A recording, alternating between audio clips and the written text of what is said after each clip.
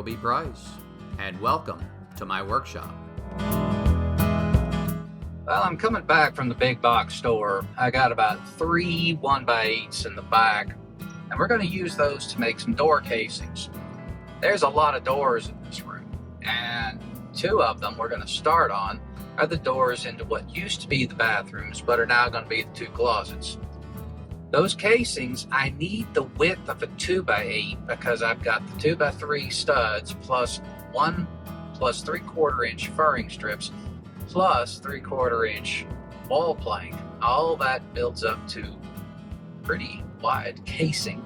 So we're going to build those out of 2x8s and whittle away on them. Part of the rear driver there is cost, and I can get a 2x8 cheaper than I can get a 1x8 and marry it up with a 1x3 for the jam. So we'll go ahead and mill it out of that and see how it works. Additionally, we've got some Z-brace doors to make, and they're not your standard Z-brace doors. They have haunches in the Z's. Now those haunches provide an enormous amount of strength, and they require a little bit of woodworking to boot. They're just not standard stuff. There's some geometry involved. So we're going to fit those up and see how it works out. So come on inside. Let's get started. Trim carpentry in the new room. Part 2, doors from A to Z.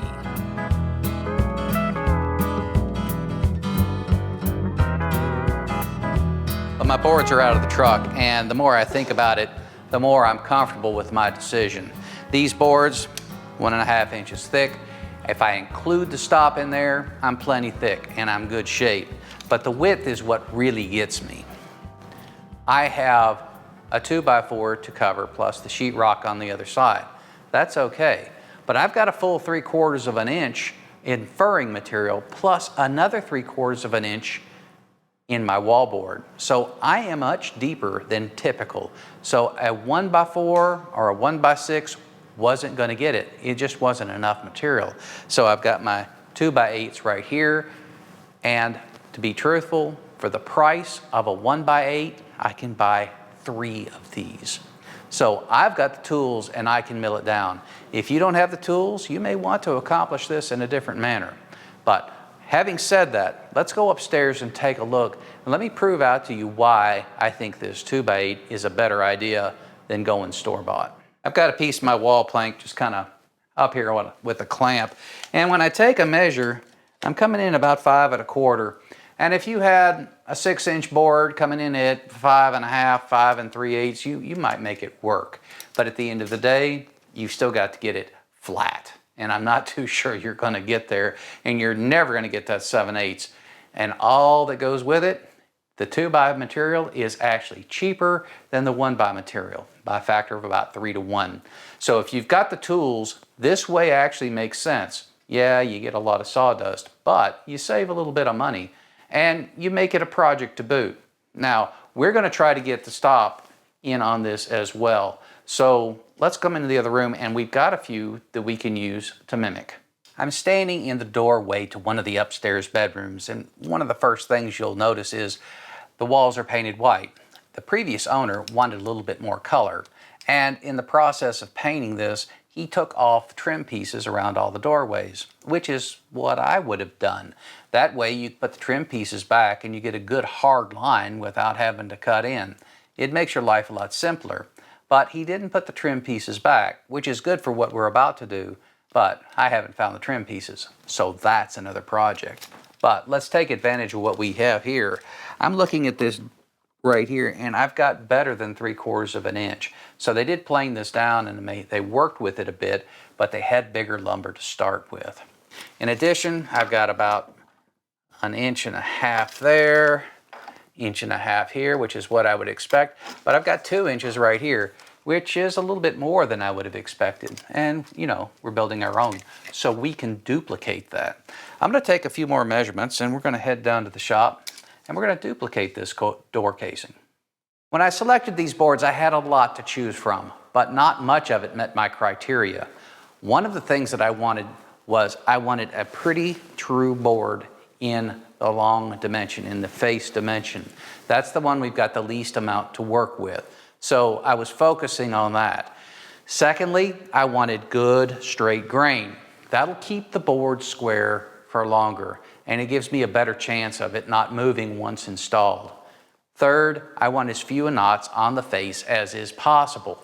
And even the trim boards in the rest of the house have knots in them, so that was a little lower on my list. But what wasn't on my list was a bow in this direction, because this is where we're taking off the majority of our material. And we will start with that first. We'll take the bow, and of course you always joint the bow. We will joint out and get a good straight edge on one side, and then we will parallel it up on the other. Once parallel, we're going to cut it to width, and that's where we evaluate the board for a second time, so that if there are any other knots, we'll get those out. After that, we face joint one side, then we can get another side square, and we take it to the planer to get it to width. These are all the steps that we need to do to dimension a board, to get it ready, just to get it ready to work with. We're milled up and we're square, so I think now is the time to start trimming these things back. They're heavy, so the first thing we're going to do is trim them to width. That's the maximum amount we'll take off, and that's going to be 5 3/8. We'll rip that at the table saw. To create the stop in the casing, it's just like doing a rabbet on either side of the board. Make the vertical cut first, and then we'll follow up with the horizontal. And now we do the other side. Well, quite a few rips later and we're done. I've got a profile that I like right here. It will work just fine. And I've got pretty thick material right here, so my hope is it's going to maintain integrity and not warp up like so much of this construction grade lumber does. Now, would I do it this way again? It kind of depends upon the cost, material, and time. And you have to judge that for yourself. If I was on the job site charging a client, I'd buy the material and I would just buy this strip right here and I'd nail it up. And he would want me to, because overall it would cost him less as well. Additionally, I have a lot of tools here in the shop that I don't have on the job site. So we're in a little bit of a unique situation. I'll let you judge what you want to do. Now, what have we got left here before we assemble this casework? Well, we've got to cut them to length, and we'll do that on the compound miter saw. And we have to take off a little bit of this right here. And this right here, that is in the way. So we will go with our sliding miter sled on the table saw, and we will go ahead and take that off as well. I've only got 4 cuts here, so I'm not going to break out the dado stack. What I'm doing is called nibbling it away. I'll make the first cut with the stop. That establishes where the farthest I go is, and then I will move the board away from the stop, nibbling out the material as I go. Now this can leave a little rough patch on the top because you never do get it quite right, and my blade has points on the end. It's not a flat blade, but there is a technique that you can use to clean this up. You take the piece and move it back and forth across the blade against the fence, and this will actually clean up all the marks that the blade didn't get the first time. Now note the stop. Don't do this without the stop in place, because if you get too far, you'll impact the blade and it might take it out of your hands. So this is a good technique, but it needs to be used with a bit of caution. Well, my bench is pretty much totally occupied, and that's a good thing. When I measured the casing opening upstairs, it was right at 30 inches, which is what my bench is. Now, I do want a 1/4 inch all the way around so that I can put shims in to get this thing to kind of even out inside the casing. So 1/4 inch in on all sides is where I am. And I'm using my bench to make sure that I'm square. I've taken a measure all the way around and everything is coming out pretty nicely. So we don't have to work it too hard. We can almost eyeball this, which is a good thing. But it's time to put it together. So what I'm going to do, I've got some corner pieces right here. I'm going to put those in the corner, and we're going to put those in with some 2-inch staples. Once the staples are in place, we're going to follow that up with some screws in the corners, just where we've got this jam material right here. After we get these 2 done, the clamps will come off. We're going to take another piece of wood across the bottom and use corner braces there as well. That'll make sure that we're good and stiff. No screws on the bottom, but plenty of staples. Now, I have the outside of the casing here. You're looking at it on top. The inside is against the table. So when we install this, we will install it with those corner brackets in place. Once it's secure, we'll go ahead and take them out and the staples, and no one will be the wiser. It'll all be covered over with some trim, and it's in the inside of a small closet. You'll never see it. Well, if you've been watching previous episodes, you might have seen this door. This door has been moving from place to place to place, mostly to get out of the way. It is an upstairs room door that was used for something. We don't know what, but it has been around and we pulled it out of the attic. We're going to use this as the example for what we're trying to build. It's something that I can pull down here, and it does duplicate the other doors in the house. Now this has some features that we do want to duplicate. One is we're looking for some hardware for this latch right here. But I want to point out, we have one of those big bead details right here. That doesn't make the latch work poorly, but what it does is it collects a lot of dust in that gap. That would make a shaker crazy. So we're not going to duplicate that. I have looked at some of the other doors, and I have a solid plank in most of these places. I think this is a little unique, so I feel okay to depart from this. The hinges, they're really not much to talk about. You would have thought that they'd have put something a little nicer in, but they didn't. So I haven't decided if we're going to duplicate that or not. One of the things that we are going to duplicate is this Z bracing. And this is great for a plank door. It takes the load from the hinge and brings it up to the next step, and it secures the door. Now, this is put in with nails. There's no glue here. If there is, it's the glue between the planks that are tongue and grooved together. It's not with this Z bracing. But it does have this detail right here. Now that detail right there may not seem like much, but that goes a long way for keeping this door really tight. And that is something we are going to duplicate. So let's take a look at the lumber we have and get ourselves set up to build the field first, and then we'll start to look at this Z bracing and how it's going to go in place. Well, I pulled a few boards here and I've assembled a field. I think this will work fine for one of the two doors upstairs. And I pulled this out and I temporarily pieced it together for two reasons. One, I wanted to see how it looked with the door hardware, and I'm looking at this right now. This looks remarkably good. I bought that a couple of months ago in anticipation of this project, and it is very close to the original. But there's a couple of things it tells me, just like the original. I can't have that groove on the end there, so that's a non-starter. That's got to be ripped off and made square. Second, I'm over here, I've got this thundering great bead, and I can't have that with a set of hinges. So this has to be ripped as well. Now, when I make this measure, I'm coming in right here, stem to stern, a little over 31 inches. I need 28.5 max. So I have enough room to rip that end off over there and this bead, and we're just about right. So what we're going to do is, we're going to do that. We're going to glue this up. We're going to set it and let it sit overnight. Not a lot of glue, just enough to keep it kind of rigid. And after that, we'll be in good shape to start looking at our Z bracing. I'm just going to drop a bead of glue right down in here. It's not going to be anything more than just that. It doesn't have to be spread. It doesn't have to be consistent. It just has to be there. Now, the only thing I am doing is I'm spreading it on the bottom. So if I get any squirt out, it's going to be on the inside of the door. Other than that, be frank, I think there's more than enough here to accomplish any means or goal. Now, I've got my parallel clamps set up here,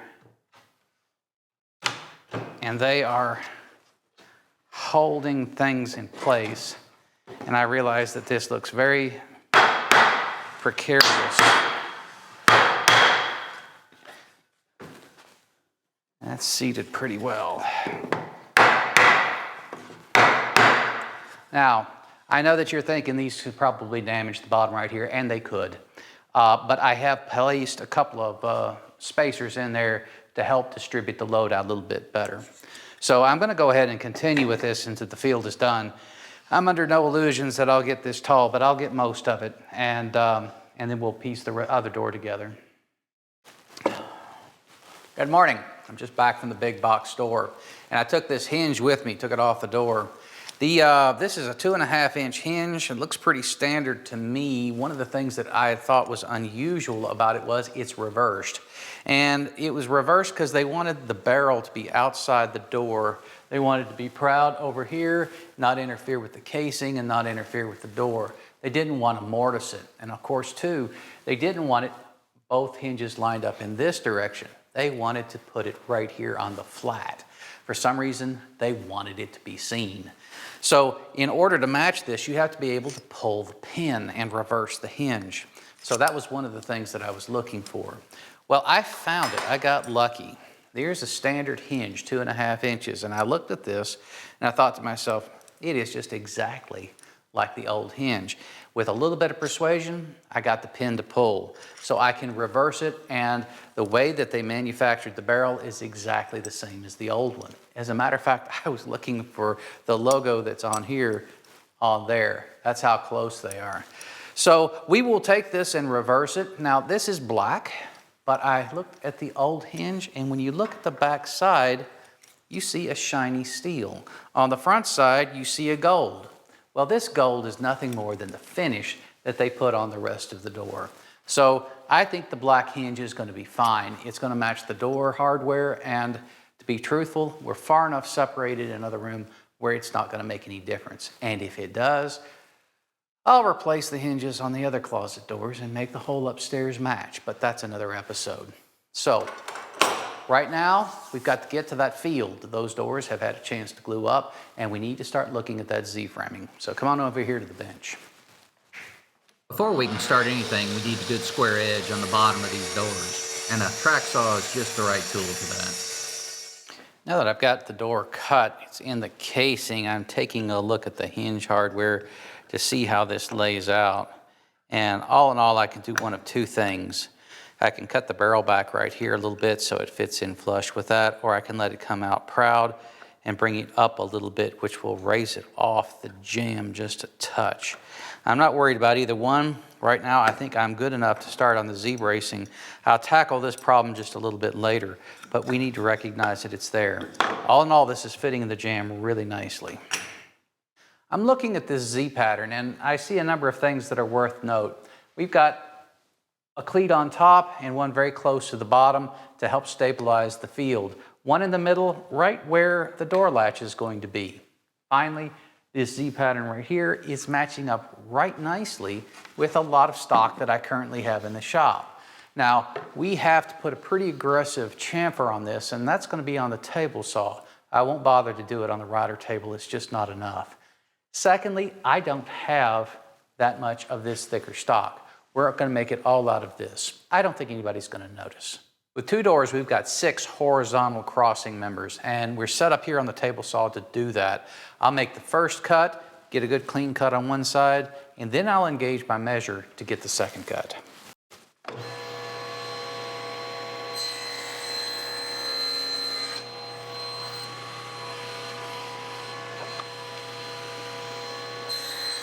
Well, I've laid this door out a number of different ways, and it's a little bit tedious, but what they're doing here, after you get all the angles measured, they're taking this piece right here and they're cutting a 90-degree angle on this right here.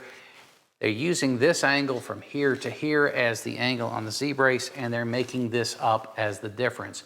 So as this door gets wider or shallower, or as the field moves up or down, this angle changes. But this is relative constant to the middle. So for this particular door size, I've measured out 53.5 degrees to get this to work, and it needs to intersect roughly midway through this board right here. So we've got some setup to do on the compound miter saw. Well, I've got a jig set up here, and the jig is pretty simple. It really amounts to only a stop. And that stop is in a specific place because as the stop moves back and forth along the axis of the fence, the intersection of the cut in the edge right here at 90 degrees moves up and down along that edge. So once set and once dialed in, we're in good shape. And of course, my saw is set at 53.5 degrees as we discussed. Now, we have a hole down right here that keeps everything in place, but when we pull these boards up and turn them around, we've got to be very careful not to move this jig. It just requires a little care. Now, the other door, the Z-bracing goes the other way. So we'll lay that out and we'll revisit this jig because the angle should be the same. But for right now, we're just cutting one door. Having cut the diagonals, it's time to look at the horizontals. I laid it all out again and used a pencil to mark the lines that need to be cut out. The lines are a guide, but I know the angles, so the inker jig is set to the appropriate angles, and I will cut away the waste material on the bandsaw. Well, this is a new kind of tedious, but I think we've gotten there. That last angle, I was spending a lot of time trying to dial that in. And the reason it is so tedious is this angle right here is not uniform. It turned out to be like 38.5 degrees. And that's just because of the way it laid out, because of the width. Now, I could build a spreadsheet, but I think I'm going to pass on that. I've got it dialed in now. The other door is going to be very much the same, so I think we can use the same measurements. I'm going to write those down. Keep in mind, the other door, the Z pattern goes the other way. But this one's done for now, and we're going to attach these to the field with 1 1/4 inch brads, only from the back side, not the front side. They put a lot of nails in these, and that's primarily because they didn't have the glues that we have today. And the field, I've already glued it up. It's not going to go anywhere. But I'm trying to duplicate this look. But if you're putting in nails, you got to be wary of the bead that's on the other side because this board gets pretty shallow and you can actually punch through, and you don't want that. So I'm just kind of taking a look right here and making sure that when I punch a nail through here, I've got good wood to go into. Well, the Z bracing is done on both of these, and I'll be truthful with you. I took a very different approach with each one of them. For this one, I laid out my boards and just started cutting. And it was really that simple. A few layout lines, and I was in business. However, in the long run, it took a long time to do this first door because I had to sneak up on all the cuts. A little bit here, a little bit there, turn it a bit here, turn it a bit there. And all that's fine and good if you're making one of them. But if you want to duplicate it, you need a process. So for the second door, I went ahead and I made the spreadsheet. And it turns out there's quite a bit of math involved, quite a bit of trig involved in getting all these dimensions and all these cuts with the angles lined out properly. It turns out math works. This one went together very, very quickly once the numbers were calculated. And I can duplicate that. Not only that, the spreadsheet's parametric. So if I decide to change the width of the door, the Z pattern changes, angles change, theoretically, all the numbers will change and my angles will match up again. I'll tell you how it works because we actually, after we finish these two doors and actually get them installed, we've got several more to go. So this particular Z pattern is going to be duplicated in many doors of many geometries and many shapes. So I think the spreadsheet is a very handy thing to have. We've got some more things to do though. We've got to install some hardware and we've got to mount them into casings. So I'll start with hinges. We'll start with the door, and the hinges are on the face. The hinges are located on a horizontal. That way the screws can penetrate both the face of the door and the horizontal. That'll give it good strength to hold up the weight. Once I'm happy with the hinge placement, I'll pre-drill one hole with a VIX bit. I'll set that first screw, line up the hinge, make sure it's square, and then I'll do the other two. I've got 5/8 on my jamb right here, so I want the top of the door to come down 1/4 inch. So whereas before I measured 4 inches from the top of the door to the hinge, I'm going to measure 4 1/4 here. I have 2 pieces of wood here plus about a 1/16 inch of a shim. Both these are a 32nd. And I'm placing this here just to kind of see how high the hinge is. It's not quite proud of the door, so we're going to have to notch out a little bit on top and a little bit on bottom to make clearance for the barrel. And I don't think I've got to come down any farther than about there. We'll do that with a chisel. This wood is soft, so you can almost just pare it away. This is one of those cases where 3 hands really help. I'm secured to the table here and I've got a jig here. This represents the door, both the X-beam and the field. And I have my hinge placed and it's centered to the best of my ability, maybe just a touch. This could do it all off. Okay, I've got it centered, and this gets it the right height, so that's where it sits in the door frame. Now, I just need to get one bit in place. Okay, all over but the crying, because that one hole right there will help center the rest. I put the door in the casing and I'm looking at the hardware up front. I'm thinking to myself, I've got a mark right here, both on the casing and on the door, so I know where it goes and how it mounts. But I think I'm going to wait until I get upstairs in the room, get this mounted in the frame, let things settle down a little bit, and we'll take a look at it at that time. So the next time you see this door and the other one, we're going to be in the upstairs room. Well, everything is up here and I'm ready to start. I have cut out all the sill plates in the closet doors and in the door into the room. We want the wood floors to continue. So that has already happened. But what else has to happen before these casings go in? These corner brackets have to be taken out, and this bottom plate right here has to be taken out. Those were just for stability while I was building this thing. If I didn't have this, it'd put way too much pressure on those two corners up above. So we've got it on the horses and it's time to take them out. I like to start with the top and then we'll trim out the bottom later. So I've got a set of shims in here and they're doing this number right here where you take both inverted planes and you can push them in and out that way. That way you can actually bring them and you can start to adjust your spacing accordingly. Now I'm so tight up here I really can't do that.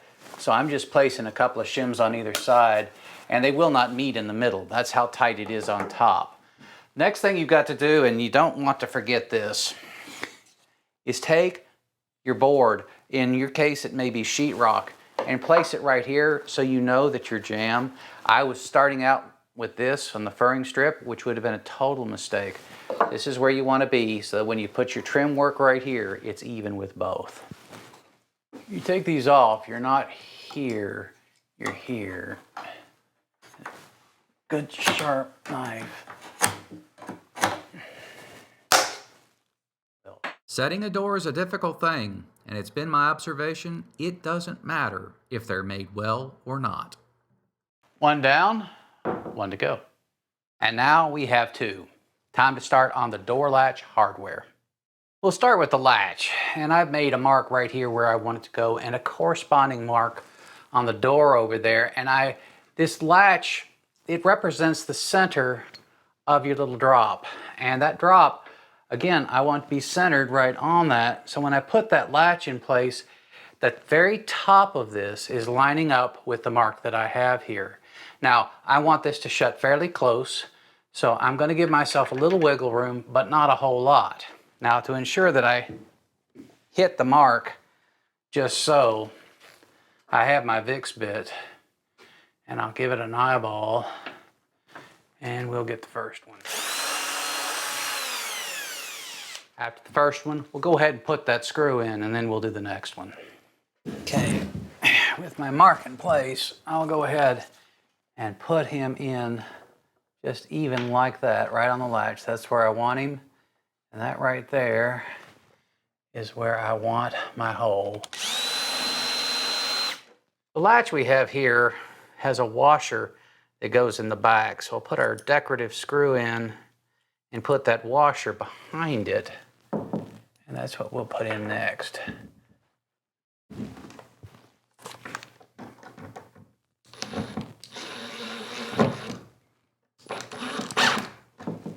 Just enough to get it tight, that's fine.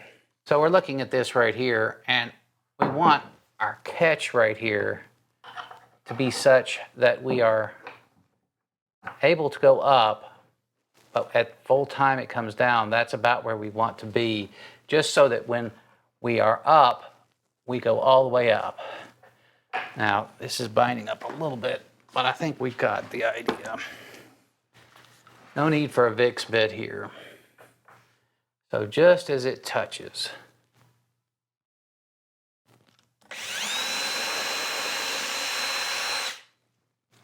And again, we'll put in one screw, and then we'll help that one screw will help center the hole for the next one.